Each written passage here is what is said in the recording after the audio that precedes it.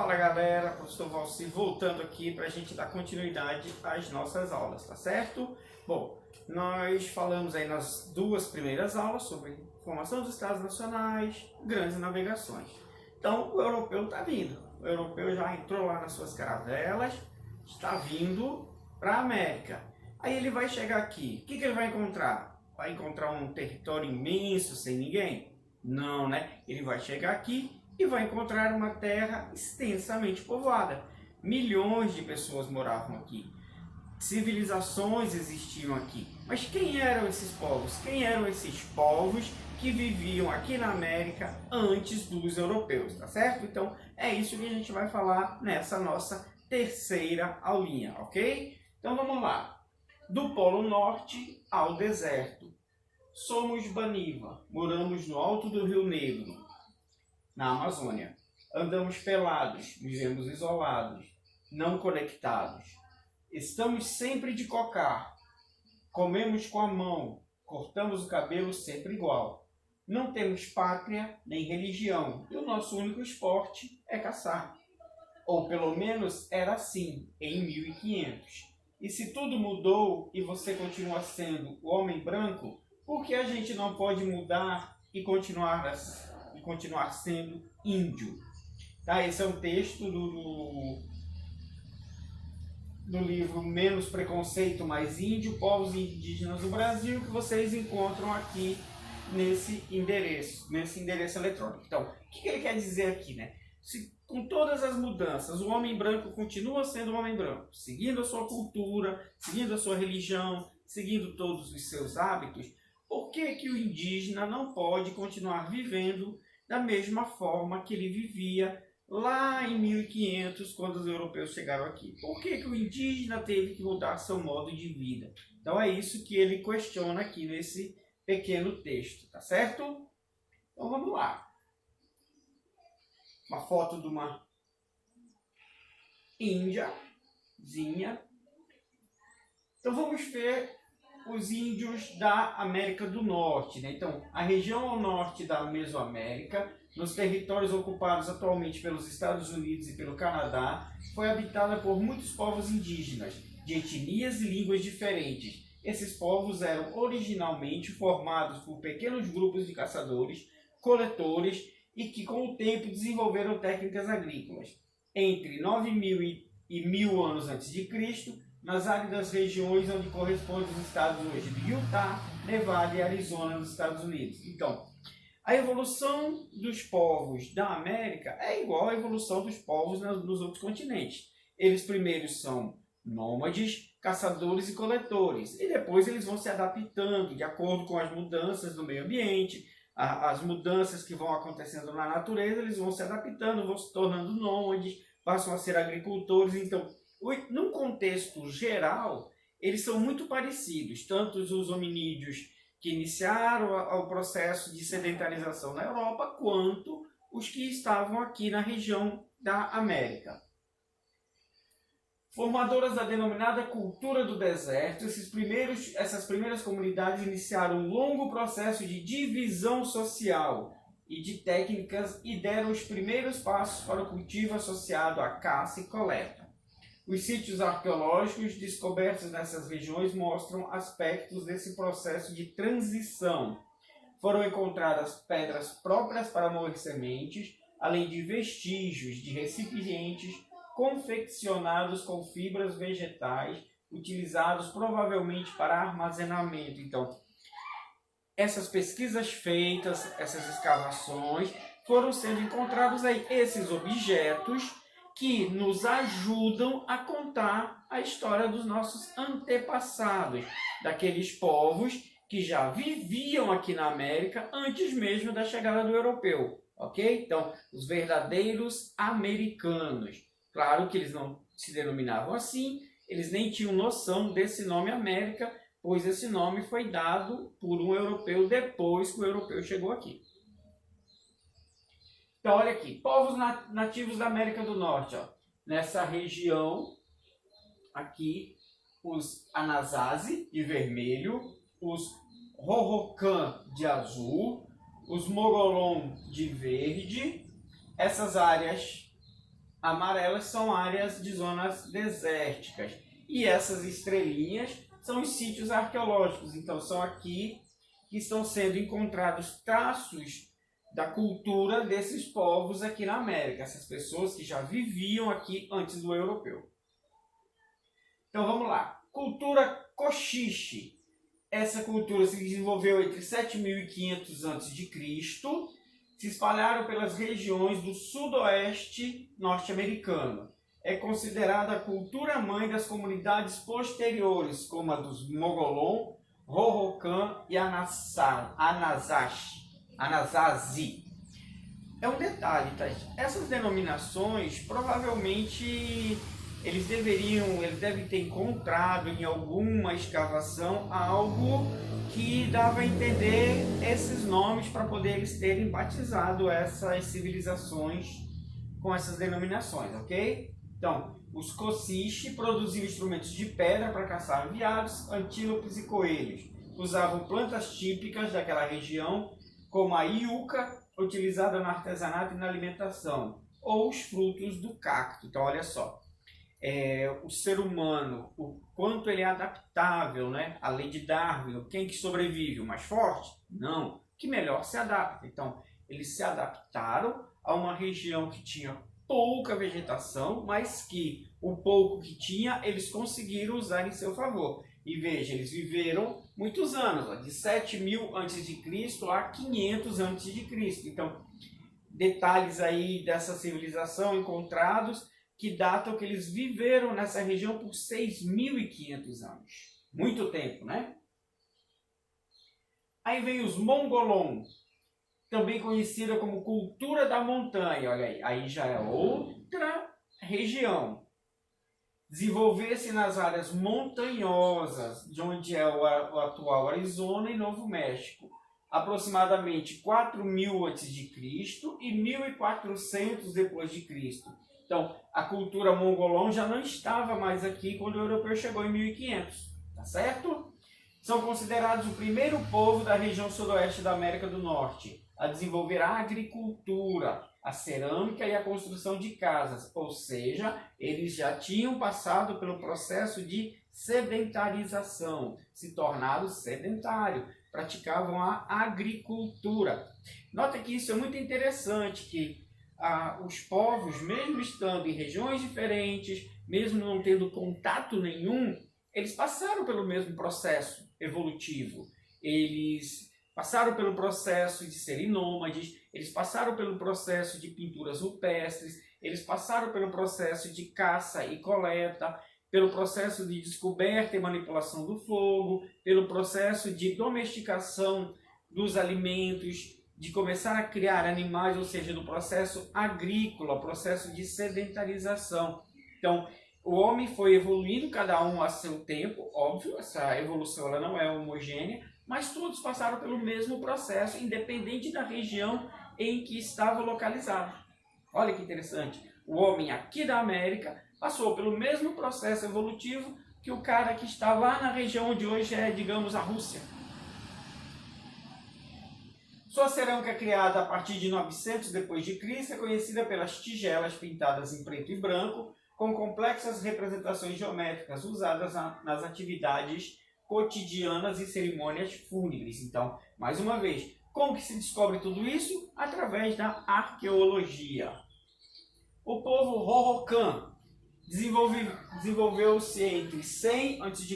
e 1500 depois de Cristo. Então, mas tipo assim, talvez alguns resquícios desses povos ainda existiam quando chegou os primeiros europeus. Talvez pela posição geográfica não tenham tido nenhum contato, né?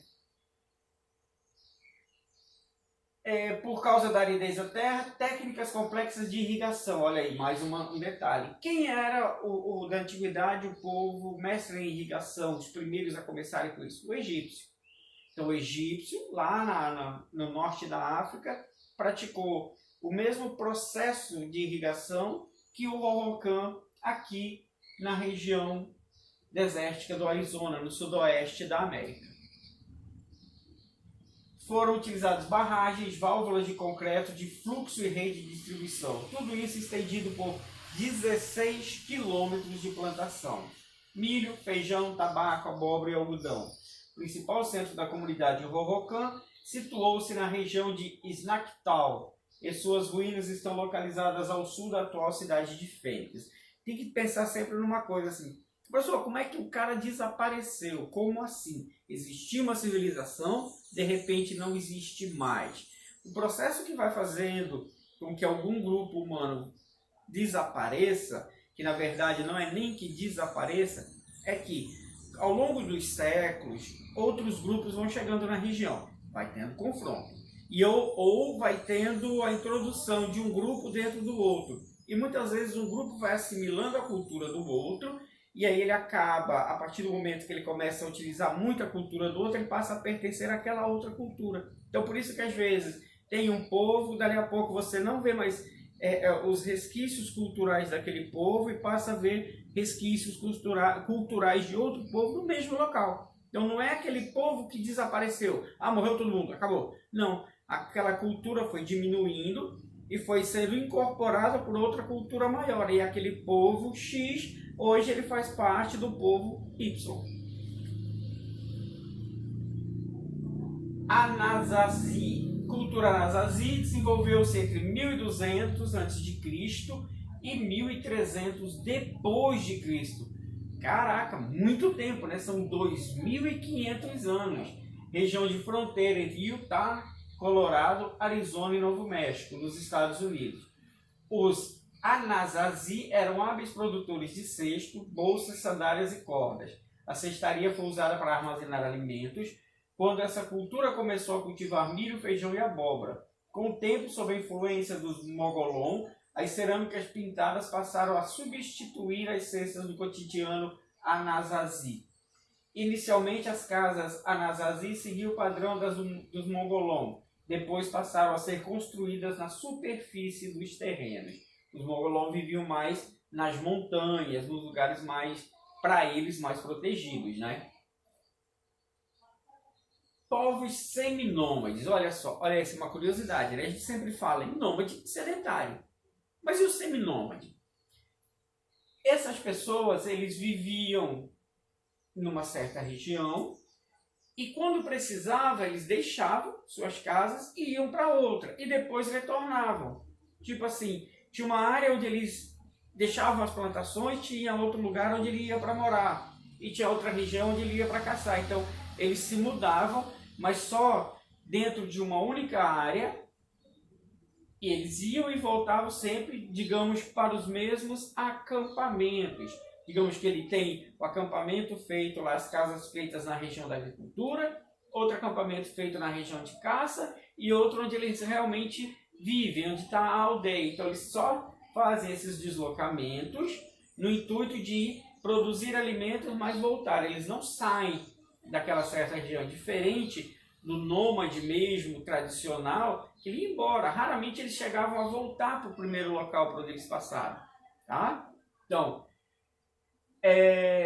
na região do Mississippi, terras fertilizadas pelas cheias do rio, mesmo sistema do Egito, lá com o Nilo. Essas cidades eram cercadas por muros de barro e madeira. Os habitantes construíram grandes plataformas de terra semelhantes às pirâmides, onde eram instalados os templos. As casas feitas de madeira e sapé. Esse é o sapé, tipo de um capim, que quando ele fica seco, olha como fica a cobertura dele. E não entra água. Eles fazem lá, trançam de uma maneira que fica super protegido.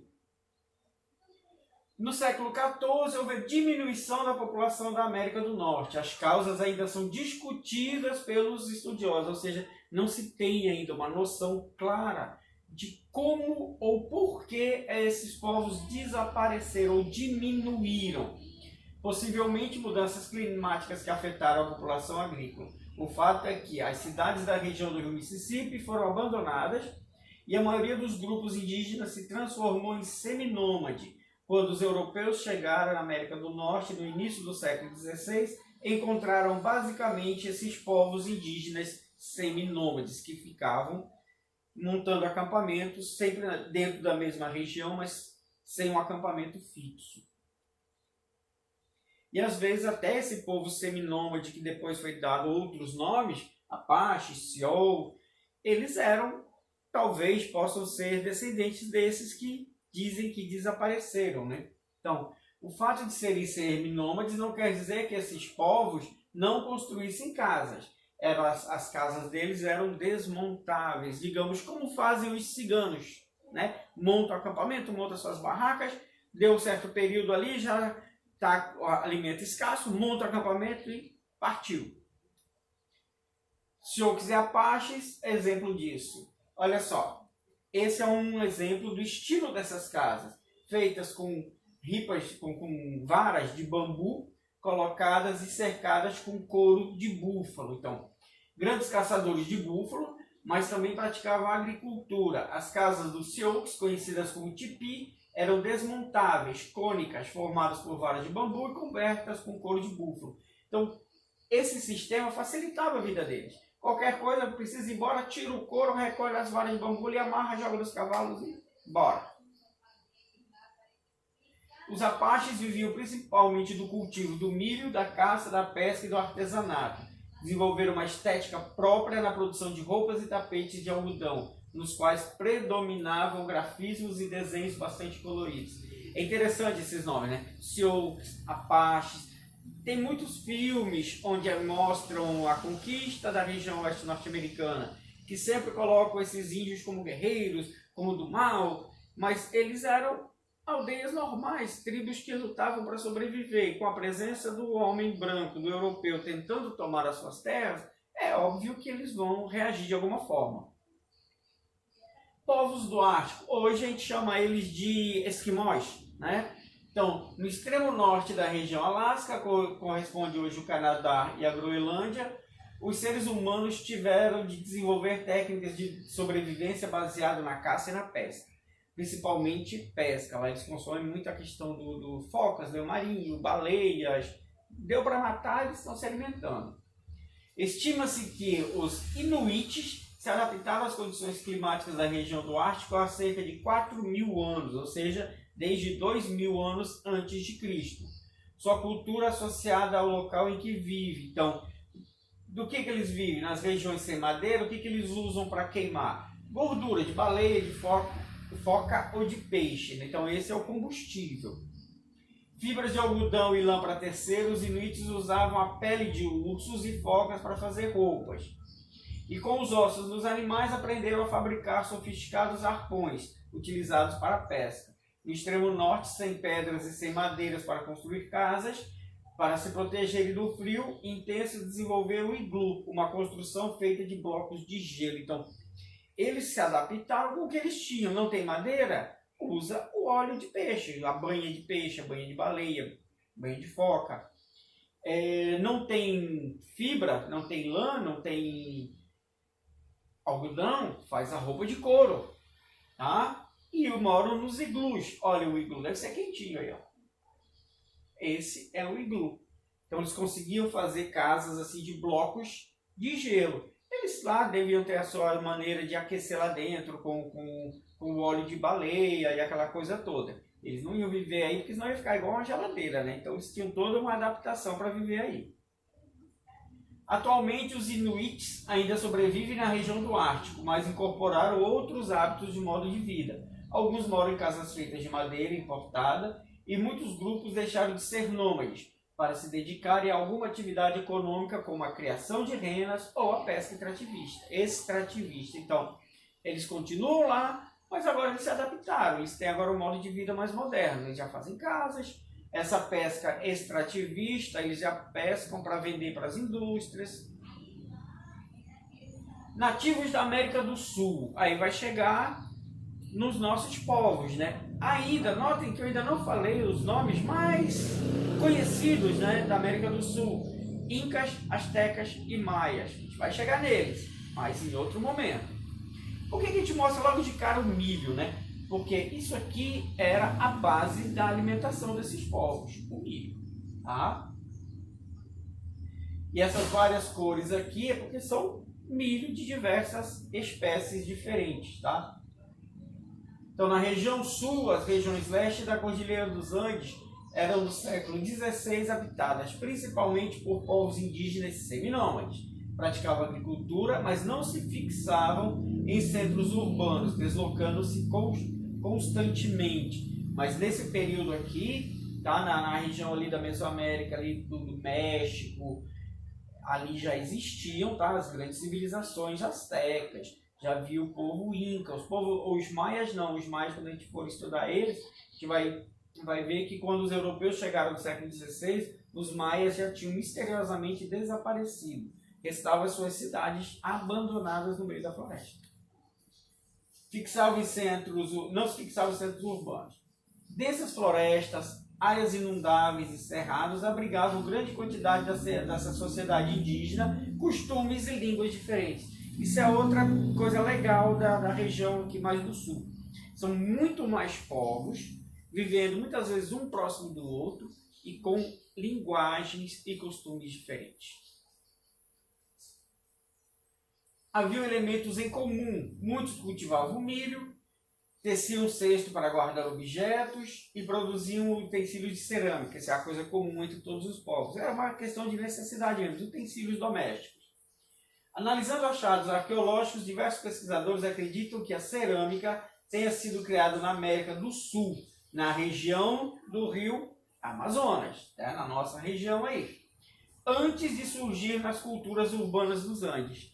Então, algumas coisas os índios daqui fizeram primeiro do que os de lá. Não vamos usar o termo índio, né? Os povos daqui fizeram primeiro que os povos de lá. Aí fica a dúvida. Poxa, mas se os povos daqui construíram cestos e utensílios primeiro do que os outros, por que os outros criaram grandes cidades e os daqui não? Aí vai a questão da evolução. Se eu vivo numa região em que a natureza me dá tudo, a minha necessidade de construir cidades, de estocar alimentos ou de sair plantando é muito menor. Então eu não preciso fazer tudo aquilo. Eu posso ficar aqui abrigado pela floresta e comendo ainda o que a natureza me dá. Então era tudo uma questão de modo de vida. Os nativos daqui tinham muito mais ofertas da natureza do que os nativos da América Central e da parte dos Andes. Foram os povos que os portugueses encontraram quando chegaram em 1500, as terras que hoje correspondem ao território brasileiro. Vamos ver aqui o mapinha, olha só. Povos nativos do Brasil. Então, não é só isso aqui não, tá gente? Tem mais para cá, que tudo tinha povos, a gente vai ver, tem outro mapinha que a gente vai ver a localização e as etnias também, tá? Então, o que é isso aqui, esse vermelho? Não dá para ler ali, mas aí no livro de vocês vão conseguir ler. Essa região vermelha aqui é onde é o nosso Marajó, né? Então, toda povoada, Aruaque, se eu não me engano. Pontas de lança e de flecha de pedra lascada e restos carbonizados de alimentos encontrados no Pará comprovam a presença de grupos humanos nômades na região amazônica há cerca de 11.200 anos atrás. Naquele período, a Amazônia era formada por uma extensa savana com áreas de florestas próximas às margens do rio. Notem que há 11.200 anos atrás, ou seja, há 9.000 anos antes de Cristo, já havia grupos humanos aqui na região norte. E a Amazônia ainda não era uma grande floresta tropical. Então, não só os homens foram evoluindo, como a natureza também foi se alterando ao longo dos séculos, ou dos milênios, no caso aí. Quando as mudanças climáticas ambientais ocasionaram a expansão das florestas entre 7.000 e 6.000 anos atrás, a concentração de rios e chuvas favoreceu o desenvolvimento da agricultura. Com isso, populações que viviam na atual região amazônica passaram a ter à disposição mais recursos alimentares. Então, há cerca de 6, 7 mil anos atrás, eles começaram a ter não só a natureza, mas eles já começam a fazer algumas roças, principalmente milho e mandioca. E abóbora, óbvio. Ao longo dos séculos, alguns grupos que viviam às margens do rio Amazônicos e seus rios afluentes foram se transformando em sociedades populosas e hierarquizadas. Hierarquizada é quando as coisas vão passando de pai para filho, tá? Se cria dentro de uma sociedade aquela família, que é a família do cacique. E a partir do momento que tem a família do cacique, o cacique vai ser sempre o filho do cacique.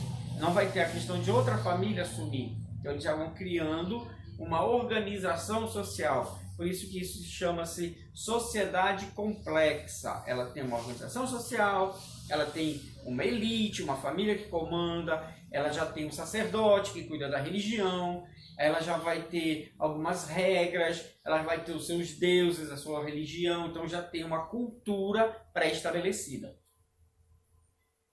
Exploravam recursos locais e, em sua maioria, praticavam agricultura, produziam cerâmica. Havia também intensa troca cultural e material entre os diversos grupos da Amazônia. Então, muitos grupos nativos, eles não entravam em guerra com outros, eles trocavam produtos. Um que vivia mais próximo de uma região de peixe, porque tinha muito peixe, ele podia trocar peixe com um que vivia numa região de caça, um que produzia mais mandioca, trocava com o que produzia milho. Então esse escambo, esse comércio dentro da Amazônia já existia.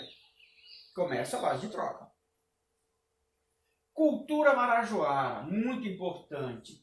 Uma das mais recentes controvérsias da arqueologia diz respeito à organização dos antigos povos da ilha de Marajó. Com base em escavações feitas na ilha a partir da década de 1980, foi formulada a hipótese de que, entre os anos 300 e 1500, os marajoaras passaram a erguer montes de terra, conhecidos como tesos. Esses aterros protegiam o grupo das inundações nas cheias do rio Amazonas. Alguns chegaram a medir 10 metros de altura, 30 metros de largura e 255 metros de comprimento. Serviam de base para a construção de habitações, cultivo de alimentos e também como cemitérios. A construção dos tesos era coletiva e envolvia numerosa mão de obra organizada sob a liderança dos chefes tribais. Então, eles passaram a construir esses aterros para se proteger de inundações, proteger-se das chuvas, produzir. Então, vejam que eles já tinham toda uma preocupação de viver num local onde a natureza fosse amiga, onde os fenômenos da natureza não servissem como empecilhos. Em 2009, um grupo de pesquisadores apresentou uma nova hipótese sobre a presença dos grupos na ilha do Marajó. Segundo a proposta, a população teria aumentado os aterros que já existiam, por isso a mão de obra seria menor e não teria havido uma sociedade complexa liderada por caciques. Então, aí já entram nas controvérsias entre as pesquisas, né? Então, como vai se chegar mais próximo da verdade? Continuando as pesquisas. Sobre a cultura material dessa população, destaca-se a complexidade da cerâmica, a famosa cerâmica marajoara. Faziam vasilhas, panelas, pratos, pilões. Queimadas as peças adquiriam maior resistência. As técnicas misturavam modelagem e pintura, dando origem às imagens de animais, zoomorfas, seres humanos, antropomorfas e formas geométricas. Urnas funerárias e cerâmicas eram usadas em sepultamento. São urnas funerárias, eles colocam, eles queimam e utilizavam essas urnas de cerâmica para guardar as cinzas, né, da pessoa. Os vestígios encontrados levam à conclusão de que havia exímios artesãos nessa técnica, bem como funções diversificadas na sociedade, agricultores, ceramistas e caciques. Então, veja que uma teoria se contrapõe à outra. Tem uma teoria de 2009 que diz que eles não eram uma civilização complexa. Já essa aqui diz que não, que os vestígios encontrados lá é que eles eram altamente organizados e muito evoluídos. A cultura tapajônica ali do Tapajós, pela região de Santarém. Por volta de 1000 anos, na foz do rio Tapajós, na região de Santarém, formaram-se comunidades indígenas caracterizadas pela complexidade econômica, centralização política e especialização das atividades. Os Tapajó viviam em aldeias formadas por 20 a 30 famílias, lideradas por um chefe que organizava os trabalhos coletivos e as cerimônias religiosas. A divisão social na cultura tapajônica ou cultura Santarém não se baseava apenas na diferenciação de idade e sexo ou no parentesco. Entre os Tapajós estabeleceram-se chefes supremos, os caciques, a que todos os membros da tribo deviam obediência, e também aos sacerdotes. Então, já havia também uma diferenciação, o cacique e o sacerdote, ou o pajé, como se diz na nossa língua, né? E ela é um pouco parecida com a marajoara, principalmente quando vem para o lado da cerâmica. Eles produzem cerâmicas muito parecidas. Olha, essas aqui são cerâmicas tapajônicas. Então, nós vimos aí os marajoaras, os tapajônicos, chegamos agora no xinguanos, a sociedade do Xingu, essa região ali que compreende parte do Mato Grosso, do Pará, onde vários povos de línguas diferentes passaram a viver juntos, né? Cada um na sua aldeia, cada um com as suas, com a sua cultura, mas vivendo pacificamente na mesma região. Tá? Então, estima-se aí que por volta de 1400, os xinguanos construíram coletivamente, né? Eles tinham um sistema que eles construíam que era de fazer tipo um poço ao redor das aldeias. Coisa pequena, 10 metros de largura por 3 metros de profundidade. Lembra lá daquelas histórias medievais ao redor dos castelos, né? Os poços cheios de água e tal. Deles não tinham a questão da água, mas eram cavados, grandes círculos, onde atrapalhava muito a invasão, né? Os inimigos não conseguiam transpor. Vinham, quando chegavam a um certo ponto, dava lá com aquela vala de 10 metros de largura por 3, 4 metros de profundidade. Então, isso era uma forma que eles tinham de se proteger. E como eles se comunicavam entre eles? Através de trilhas. Eles iam fazendo essas áreas de proteção e criando trilhas para ligar uma aldeia a outra. Então, se desse ruim, tivesse invasão numa, eles tinham como correr, eles sabiam os caminhos pela floresta e as trilhas fugindo das valas para chegar em outra aldeia. Até, tipo, digamos assim, eles tinham, além das rotas que ligavam uma aldeia a outra, rotas de fuga. Atualmente foram localizados aí 15 sítios arqueológicos com sistemas de defesa semelhantes, ou seja, prova que vários grupos usavam essa mesma técnica. E por que eles usavam isso? Porque provavelmente havia um índice de invasões muito grande, principalmente de povos da Amazônia. Povos amazônicos desciam para invadir os povos da região do Xingu. Com a chegada dos europeus no século XVI, as fortificações xinguanas foram desaparecendo. O que acontecia? Muitos foram invadidos, muitos foram mortos pelos europeus e principalmente morreram por doenças. Então a doença trazida pelo europeu matou milhares de indígenas. Por que matou milhares de indígenas? Porque esse povo não tinha anticorpos para as doenças trazidas pelo europeu. Mais ou menos assim. Claro que naquela época foi muito mais devastador do que agora, mas nós estamos passando por uma pandemia por conta de um vírus que evoluiu, o Covid-19, e que nós não temos anticorpos ainda para combatê-lo no nosso organismo, e ainda não existe um remédio ativo, uma vacina que nos proteja contra ele. Então, até agora, já milhares de pessoas morreram só no Brasil. Então, no Índio, é lógico que isso foi numa escala muito maior. Milhões de indígenas morreram pelas doenças trazidas pelo europeu. Ok?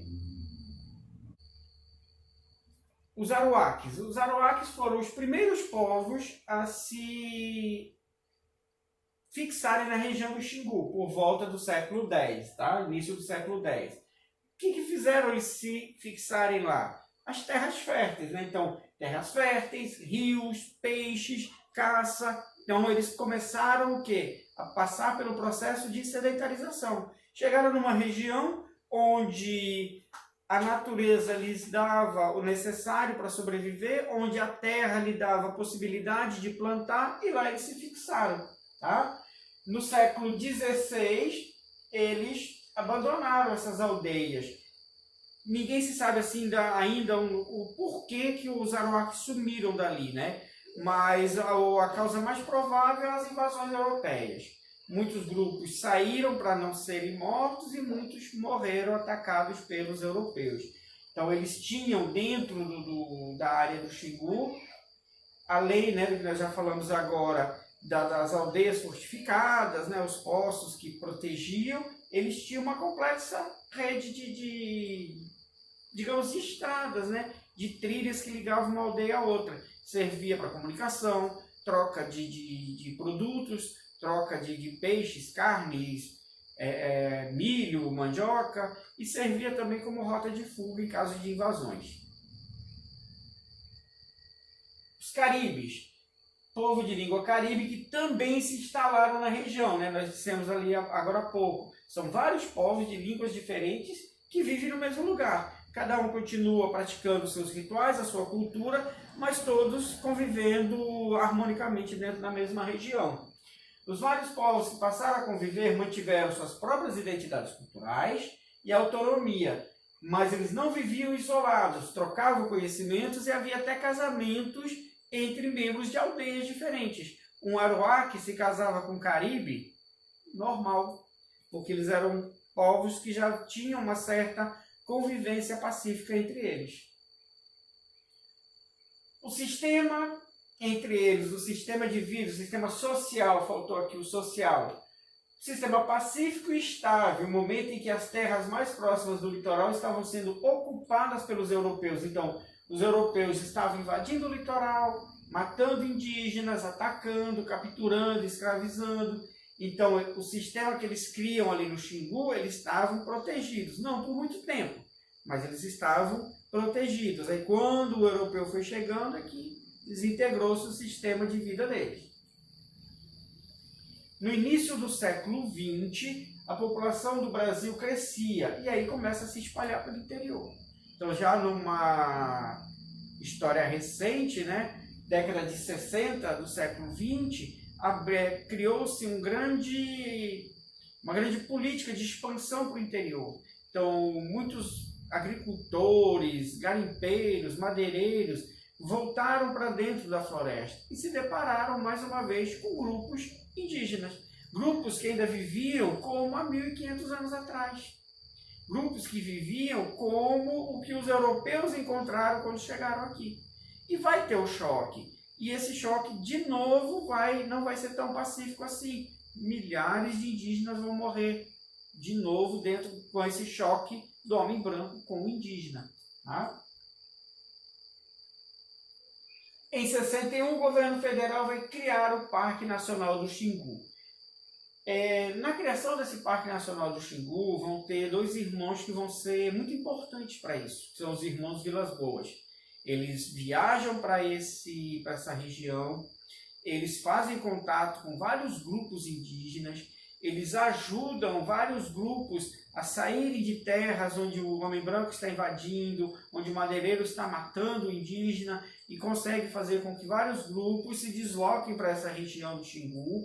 Eles interferem muito no governo e ajudam na criação desse Parque Nacional. Tá? Então, esse Parque Nacional foi uma maneira que se achou para conservar milhares de indígenas ali dentro com a sua própria cultura sem a interferência do homem branco. Então, vocês sabem que nas reservas indígenas é proibido a interferência do homem branco. O agricultor, o madeireiro, o garimpeiro não pode entrar. A gente vê constantemente aí sérios problemas, né, do IBAMA que entra, que expulsa garimpeiros, que queimam máquinas, porque é proibido. Atualmente vive no Parque do Xingu cerca de 5.500 indígenas, 16 povos diferentes. São 16 povos diferentes de 4 que a gente chama troncos linguísticos, né? Que é o Caribe, Aruaque, Macro-Tupi e Macro-G. Por quê? Às vezes eles têm o mesmo tronco linguístico, mas eles fazem parte de outra, digamos, nação indígena. Tá? Mais ou menos assim, nós falamos português. Lá em Portugal se fala português, mas nós somos povos diferentes. Fazemos parte do mesmo tronco linguístico, mas somos uma nação diferente da outra. Mesma coisa o indígena. Falam o mesmo tronco linguístico, tupi, mas são nações diferentes. Então vai ter o grupo de tupi lá com seu nome, o grupo de Tupi, são nações diferentes do mesmo tronco linguístico. A área tem aproximadamente 27 mil quilômetros quadrados. Então, os índios que vivem ali, a grande maioria mantém a sua cultura original, tá? Mas já incorporaram muito da cultura do homem branco, muito. Vocês vão chegar lá, vocês vão ver vários cerimoniais, rituais de como era no século X, quando começou lá o Xingu. E vão ver também o indígena com celular, com máquina fotográfica, com filmadora. Tem aqueles que saem para a faculdade, se formam e voltam para ajudar o seu povo.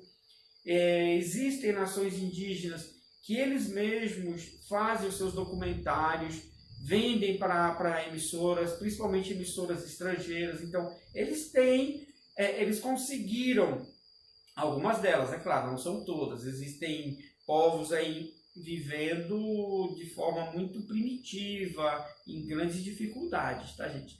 Mas alguns eles conseguiram conciliar o modo indígena deles, natural, com a tecnologia levada pelo homem branco. Então é comum você chegar no Xingu e ver essa cena de um ritual ainda característico, ainda do início deles, lá da civilização deles, como você vai ver isso aqui também. O índio com o celular na mão, tá ok? Então, mosaico indígena. Então aqui vocês vão ver que o Brasil inteiro, em todas as regiões brasileiras, existem povos indígenas, tá? Então o amarelo, que é a parte maior, é o tronco tupi, tá? O meio rosinha é o G, são os dois maiores troncos linguísticos que tem. O aruaque, esses laranjinhas, pode ver que o aruaque é mais aqui na região do Xingu e na região norte, tá? Aqui são outros povos, o azul, o lilazinho aqui, tucano, e assim vai. Da região aqui do Marajó também é o aruaque, ok? Mas a gente nota-se que a maioria dos povos são do tronco linguístico tupi-guarani. Então, desde o século XVI, os europeus tentaram entender e classificar. Alguns, né? Uma grande parte dos europeus, principalmente na colonização, tentaram mesmo foi capturar e escravizar. Então, como eles foram fazendo essa classificação? De acordo com o tronco linguístico, eles foram classificando as nações indígenas daqui do Brasil de acordo com a língua. Então, povos que falavam a mesma língua ou línguas semelhantes eram tipo, falam parecido, esse é tupi, olha, aquele ali fala parecido com aquele, então esse é desse tronco G, esse é aruaque, esse é caribe, assim eles foram fazendo as classificações, tá? Ao chegar à costa leste da América do Sul, no século XVI, os portugueses iniciaram a exploração e ocupação do litoral. Logo perceberam que essa região era quase completamente habitada por povos indígenas, que compartilhavam a mesma língua. Eram os tupis. Praticamente todo o litoral brasileiro era povoado pelos povos de língua tupi. Segundo muitos pesquisadores, os tupis são um grupo originário da floresta amazônica que por volta do ano 500 a.C. iniciou sua migração em direção ao sul, seguindo pelos rios Paraguai e Paraná. Na região da foz do rio Paranapanema, no oeste do estado de São Paulo, os tupis teriam se dividido. Os guaranis seguiram para o sul, onde se instalaram nas regiões interioranas, enquanto os tupis continuaram a migrar, dirigindo-se para leste, rumo ao litoral, onde teriam subido pela costa do atual Nordeste. Bora ver no mapinha aqui como ficaria isso? Então, diz aí os pesquisadores que os tupis, vamos pegar aqui esse amarelinho, né? Tupi-Guarani, região amazônica aqui, ó, Pará, Amazônia, parte da Amazônia do Mato Grosso, e que eles desceram. Essa descida deles, quando eles falam Pará, Paranapanema, por aqui assim, Rio Paraná, Oeste Paulista, é essa região aqui, a divisão São Paulo com Paraná. Então, segundo historiadores, aqui houve uma divisão. Uns continuaram para o sul, né? Pode ver que toda essa área aqui é povoada, e outros subiram para pegar essa faixa do Nordeste. Tá? Então, a teoria é que eles desceram e depois se dividiram. Um grupo subiu e outro grupo desceu. Por isso que o Tupi e Guaranis, ou seja, os Tupi e Guaranis, são espalhados em praticamente todo o Brasil. Tá? Agora, quais são as causas dessa divisão, né?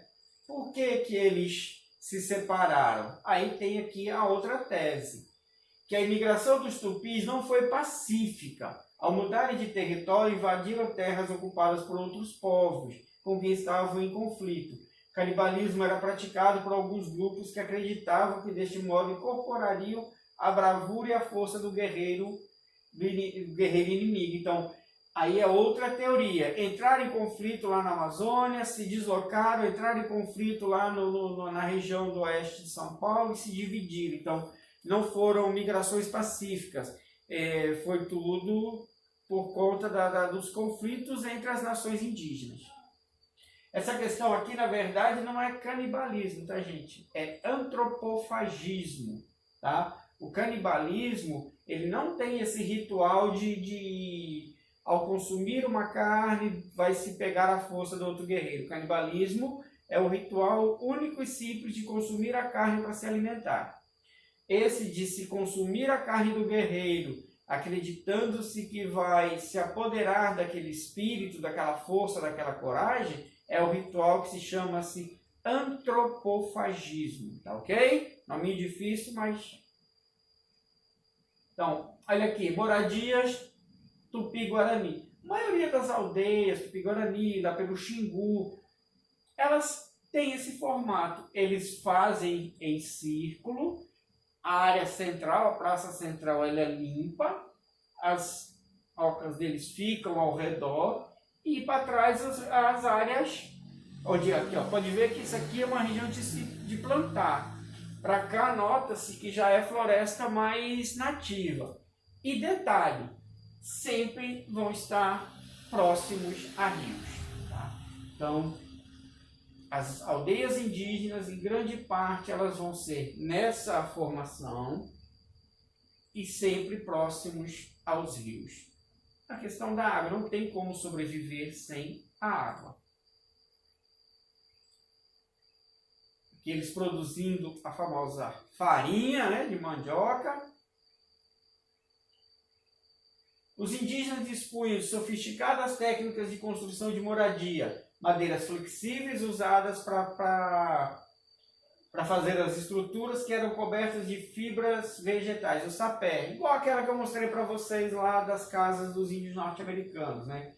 Então, olha aí, são grandes, né? Essas casas, geralmente, deles não tem divisão interna, ela é a construção externa, coloca ali a madeira, cobre com o sapé, e lá dentro é a rede, ou são as esteiras, não tem nenhuma divisão interna. Em geral, formam aldeias que eram cercadas por um fosso ou paliçada. Paliçada é como se eles fizessem um muro de estacas, tá? Pegam várias estacas e enfincam, e aí eles ficam protegidos dentro daquele muro de estacas. Característica das culturas indígenas do território brasileiro. Algumas desenvolveram técnicas de tecelagem. A matéria-prima mais utilizada é o algodão, que possui variedades nativas da América. As fibras macias do algodão, transformadas em fios trançados ou tecidas, servindo para fazer redes, onde os indígenas dormiam e descansavam. Durante o rigoroso inverno do sul, os guaranis usavam uma espécie de poncho para se protegerem do frio. Então, a tecelagem aí, no caso dos índios do norte, né, das regiões quentes, eles vão aprender a tecer para fazer as suas esteiras, as suas redes. Eles não fazem muito a questão das roupas, né? Lá para o sul já vão tecer tecidos para se proteger do frio. O poncho é usado até hoje, que é isso aqui, ó. Ele não tem abertura para os braços, ele tem abertura só para a cabeça. Coloca aqui e aí essa é como se fosse uma manta que fica em cima do seu corpo e você fica protegido aqui dentro, ok? Esse tá preto e branco, mas geralmente os indígenas gostavam de fazer esses tecidos muito coloridos. Onde a gente vê muito esses tecidos coloridos também já são os indígenas dos Andes, né? Lá nos Andes, em cima das cordilheiras, lá é muito frio. Então lá eles fazem muito esse tipo de tecido. Ornamentos, né? Os indígenas fazem muitos enfeites. Isso aqui ainda não consegui identificar, mas isso parece como se fosse uma sainha, alguma coisa aqui da cintura. Tá? Então, muitos, né, em alguns períodos, alguns adornos eram para guerras. Hoje em dia eles fazem mais para rituais mesmo ali e para vender. Tem muitos grupos indígenas que vivem de vender os seus artesanatos. Tintas e acessórios. Eles usavam corantes, carvão, mas muito usado mesmo era o urucum, né, o famoso coloral, e aqui o genipapo, que faz uma tinta escura dele também. Então, indígena também usa os cinturões, tangas, colares, tornozeleiras, pulseiras, braceletes feitos de fibras. Tipo esse daqui, né? Ó. Adornos, isso aí é um adorno de cintura. Tá? Então, como se fosse uma tanga. Naquele período, nos antigos, como eu disse, eles usavam para rituais e alguns em guerra. Hoje em dia, para rituais e para venda. Religiosidade. Eles acreditam muito nos elementos da natureza, né? Quase todas as... Tem nomes diferentes, coloca o nome desse ou daquele indígena diferente. Mas todos os grupos indígenas, eles têm seus deuses ligados à natureza, ao sol, à lua, ao trovão, ao raio. Tá? Então, está aqui relacionados à natureza, que protegiam os seres humanos ou prejudicavam a comunidade. Então, quando alguma coisa ruim acontecia, geralmente eles diziam, o Deus tal está bravo, e aí vamos fazer os rituais, bora agradar ao Deus. É como nós fazemos, né? Mas de uma forma diferente. Nós vamos rezar, orar, de acordo com a religião de cada um, para agradar a Deus. Eles tinham uma forma deles também de fazer e de pedir a proteção. Hierarquias. Na maioria das aldeias, as decisões do dia a dia eram tomadas por conselhos formados pelos chefes de família. Os chefes da aldeia eram escolhidos pelo conjunto dos homens adultos, levando em conta sua destreza na caça e na sua bravura nas batalhas. Então, muito que mostra essa hierarquia dentro das aldeias é o cocá. Tá? Então, olha aqui. Ó. Em algumas comunidades, o cocá, o penacho, além de ser um adorno, indica a existência de uma hierarquia social. Então, de acordo com o cocá, com o penacho, você identifica quem é o cacique, quem é o pajé, quem é o guerreiro, né? Então, não é só um enfeite, né? Os objetos indígenas, eles têm toda uma simbologia. O que para a gente é só um enfeite, um artesanato, vamos comprar para pendurar numa parede, para eles não. Para eles tem todo um apego cultural, religioso e social, tá certo? Então é isso, gente. Ficamos aqui agora com a nossa aulinha, né? Finalzinho. Deu aí para pegar todos os povos que viviam aqui na América antes da chegada dos europeus. Aí depois o europeu vai chegar, vai ter essa mistura toda, mas aí tem que se saber que o europeu não descobriu essa terra. Ele não achou nada. Aqui era um continente densamente povoado, culturas viviam aqui, civilizações existiam aqui, com seu modo de viver, seu modo de pensar, sua religião. Então, haviam grandes civilizações, grandes grupos humanos já vivendo na América antes da chegada do europeu. Tá certo? Então é isso. Vamos ficando por aqui. Até a próxima aulinha. Fiquem bem, fiquem com Deus. Forte abraço.